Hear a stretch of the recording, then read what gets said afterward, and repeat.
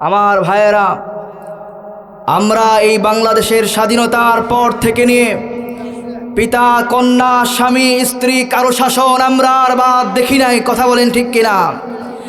আল্লাহর জমিনে আল্লাহর বিধান, আল্লাহর কিতাব দিয়ে আরেকটা বার শাসন হোক আমরা চাই কি চাই না?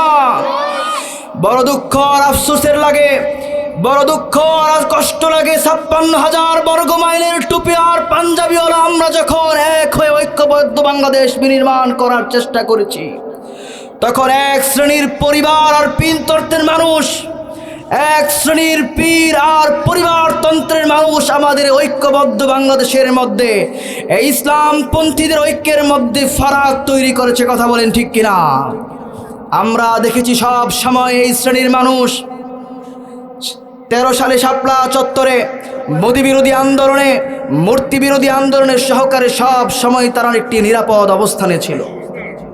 আজকে যখন গোটা দেশের হক তাওহীদপন্থী উলামায়ে কেরাম একভূত হয়ে আগামীর বাংলাদেশ কোরআনের বিনির্মাণের বাংলাদেশ করার চেষ্টা করছে, তখন এই চরের মুরিদরা, তখন এই শ্রেণীর অগ্র মানুষগুলো তারা এই ঐক্যের মধ্যে ফাটল তৈরি করে নিজেদের মন গড়া রাজনৈতিক পথ বেছে নিয়েছে। কথা বলেন ঠিক কিনা?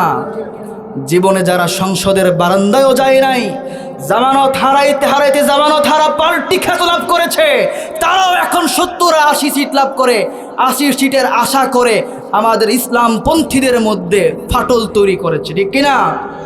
এই মুনাফিকদেরকে চিহ্নিত করে বয়কট করতে হবে। পারা যাবে ইনশাআল্লাহ।